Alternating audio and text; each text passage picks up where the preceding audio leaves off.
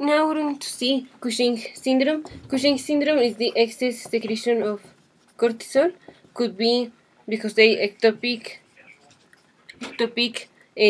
production could be in the pancreas, in the lungs, or in ectopic is pancreas or lung, adenoma of the lung, or carcinoma of the pancreas, or carcinoma of the thymus. This would be ectopic. It could be of the adrenal source. This would be hyperplasia of the zona fasciculata of the cortex of the adrenal glands, or adenoma of the adrenal gland, or carcinoma of the adrenal gland, or because of Cushing disease. Cushing disease is when the Cushing syndrome is due to a pituitary tumor, a adenoma of the pituitary gland secreting ACTH. So first, what are the manifestations of increasing ACTH production? They would be increasing cortisol. So what are the effects of cortisol? Risk of infections due to the inhibition of lymphocytes and eosinophils. Stria due to decreased activity of fibroblasts and so decreased collagen synthesis. Ulcers, decreasing wound healing, certainly the hypoglycemia. Hypertension, it could be hypertension and metabolic alkalosis, diuresis, all these due to hyperaldosteronism, because remember that cortisol is a glucocorticoid but has also mineralocorticoid activity, so can have the action of the aldosterone and is dropping potassium, dropping iron ions, and remember that the decrease in potassium can produce nephrogenic diabetes insipidus. The mnemonic for the presentation, one roughly mnemonic is Cushingoid. So C of the cortisol, that we will have a increase in cortisol. U of ulcers, S of skin findings, that will be the stria.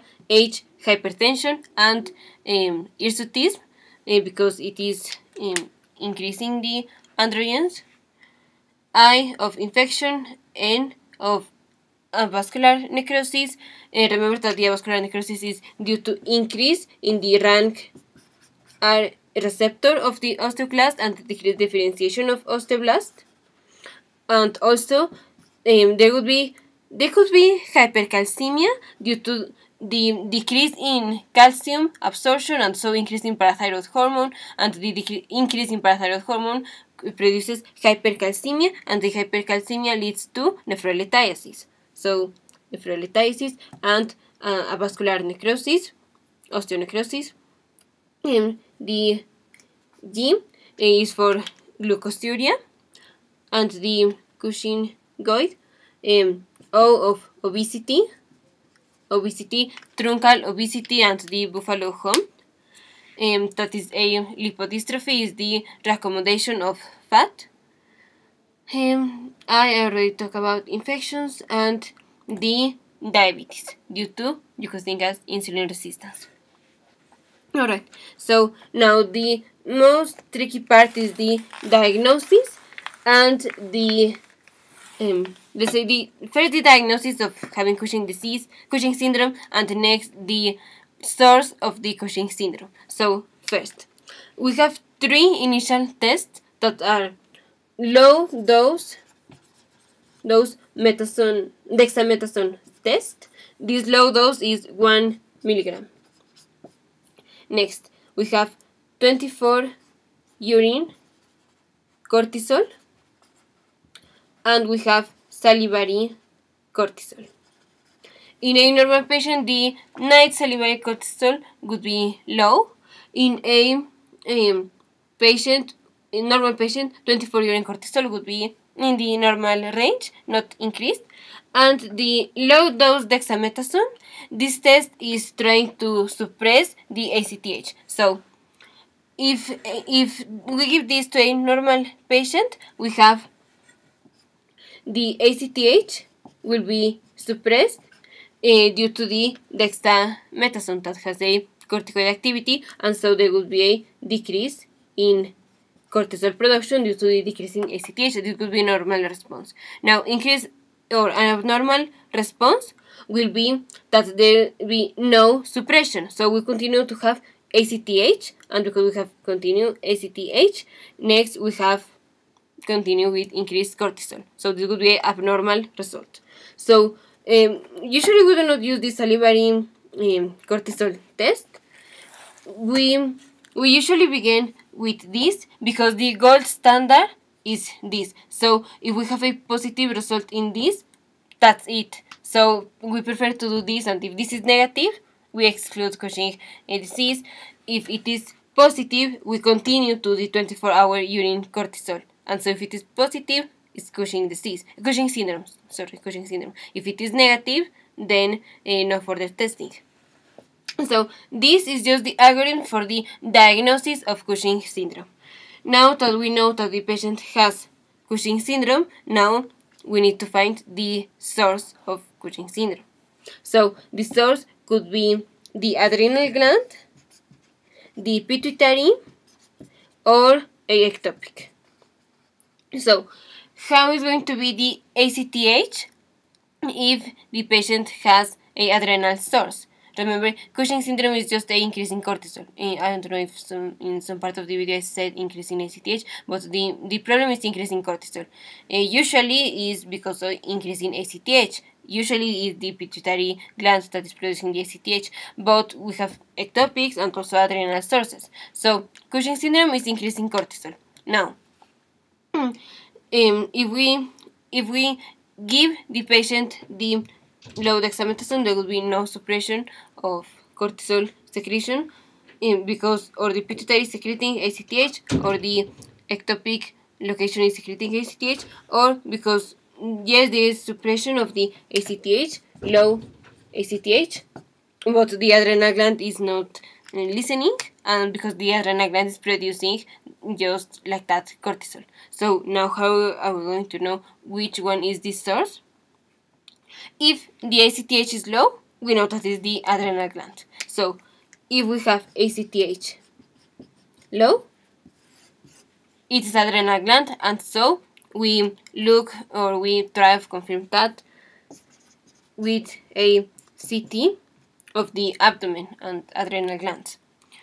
If the ACTH is high, could be ectopic production or could be pituitary production. Now, in this case, we do high dose dexamethasone test, because at high doses the pituitary gland suppresses the ACTH secretion. So if we give high dose at 8 milligrams, if we give the 8 milligrams, then the pituitary gland will suppress the ACTH secretion, and so the cortisol will be decreased. So if this happens, then it is the pituitary. So if it is the pituitary, next what we do is we look with a MRI or a CT scan to look for the tumor. But if it is less than 6 millimeters, we would not see it. So if we would not see it, we do a petrosal sinus sample.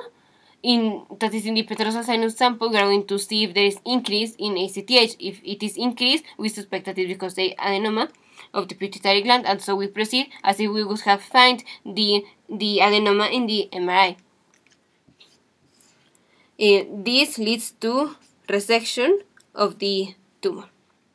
A ectopic presentation would be if we do not find anything of this. If the ACTH wasn't suppressed with the high dose dexamethasone, or if it was suppressed but that would be rare, but could be suppressed. We do the MRI, we do not find anything. The petrosal sinus was negative, so the only option that has increase in ACTH and nothing of this is a ectopic, and the most common ectopic is squamous cell carcinoma of the lung, and again is resection. The treatment is resection. For this is just resection. This is transsphenoidal resection of the pituitary. This depends if it is tumor, we resect if it is adrenal hyperplasia.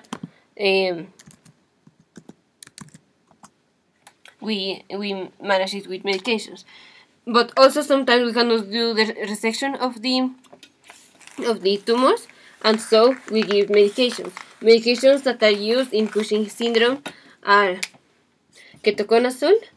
Ketoconazole because it inhibits the synthesis of adrenal steroids. The first enzyme that is blocked with ketoconazole is the 2022 desmolase, the one that produces pregnenolone. The next is the 11 beta hydroxylase enzyme. Here the important is the one that converts the 11 deoxycortisol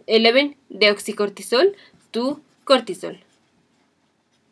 So if we block this, we decrease the production of cortisol. And also metirapone. Remember that the test of metirapone for adrenal insufficiency is blocking the 11 beta hydroxylase enzyme, and so we are blocking the cortisol production. Other medications would be mifepristone. Mifepristone blocks the receptors of cortisol. For unresectable adrenal tumors, we give metinate or metinate. Metinate, you can think as it inhibits or prevents the action of the cortisol. If it is a unresectable pituitary adenoma, that is a unresectable Cushing disease, we give pasiridate, that is a somatostatin analog. Remember that somatostatin inhibits everything. So in Cushing syndrome, we have two parts in the diagnosis. One is to diagnose if the patient has Cushing syndrome, and the other is to diagnose what's the source: adrenal source, pituitary source, or ectopic source. Now, there is something called Nelson syndrome. Nelson syndrome is a pituitary adenoma that gets enlarged after resection or bilateral resection of the adrenal glands due to Cushing syndrome, and so the pituitary gland grows up, and so the patient has these symptoms of invasion or compression of the pituitary adenoma. That would be headache and bitemporal hemianopsia. Some patients also can have Cushing syndrome due to overexpression of receptors, and they will decrease the Cushing syndrome if we give oral contraceptive pills.